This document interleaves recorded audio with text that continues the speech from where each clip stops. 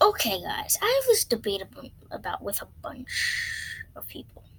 I think, well, not a bunch of people, but I know this is a big thing on the internet and whatnot.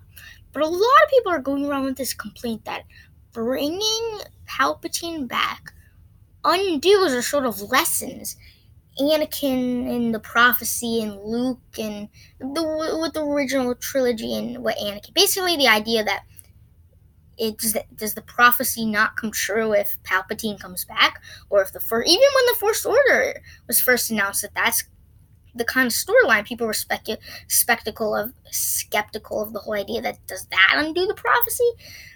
And think about the whole idea of that, the notion that it undoes the prophecy or it undoes what Anakin did or the sacrifice of Darth Vader. It undoes that by bringing Palpatine back. And here's my answer to that. No, it doesn't. Because I think the prophecy never once said it'll bring balance to the Force forever and ever. That means no wars, no nothing. It just means balance to the Force at that current time. End of the Galactic Empire and all that and whatnot. Bringing balance to the Force, which it 100% did. It took decades upon decades for the First Order to form. That's fact. It's not like, immediately after Darth Vader dies, it's not like, oh, the First Order is born. No, there was decades of peace. And decades of peace, I put in the quotation marks because now, like, bounty hunters and all that stuff will always still happen, but decades upon decades of peace, And I think my analogy to make is not necessarily an analogy, but just the truth, is the idea that World War II happens. Does that lessen the veterans in World War I just because war inevitably happens again? No. It's just life. You could win one war, but then have to go to war again.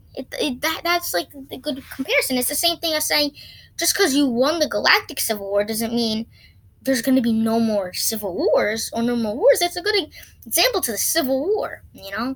Abraham Lincoln is considered one of the greatest presidents for getting back the Union together, getting back the South and the North. But does that really undo everything when there's protests, there's Civil Rights Act? Does that undo anything? The success of the one of that war to this war. That's the same thing I kind of draw with Star Wars. Is there was just because don't undermine the Jedi. The Jedi, or I don't know, like it's like hard to comprehend that, but you have to understand. You have to understand the idea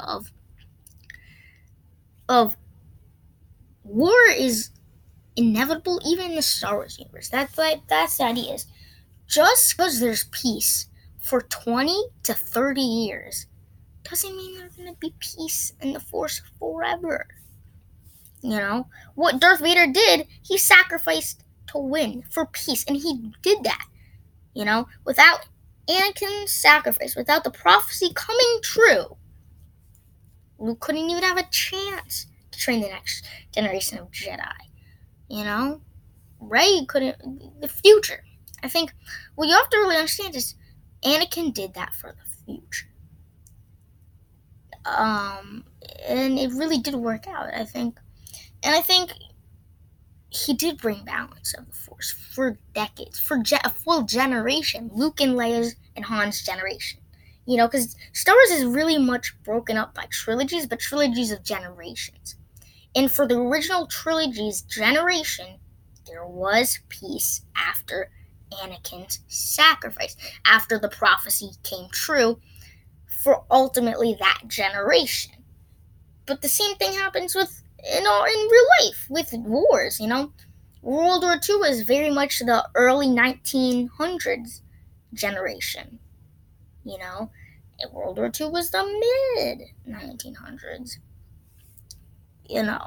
war. And I think that's the line you have to draw, is that just because X war was won doesn't mean Y war couldn't happen. And so bringing Palpatine back that means is, yeah, that peace, yeah, it only lasts 3 decades. Like, really, because, like, if you do the math, I'm sure it's probably been 10 years from Rise of Skywalker to most likely the birth of the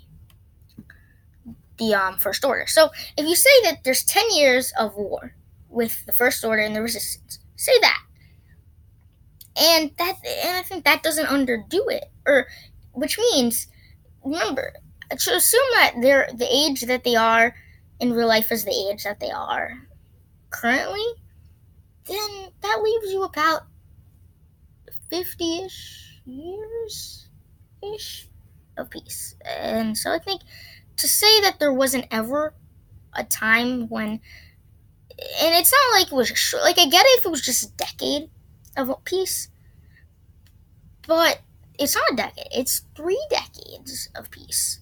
So that's my argument. And listen, you can have your own opinion, but I think you have to really understand that there was peace for generations of peace and balance to the Force. Generations of that.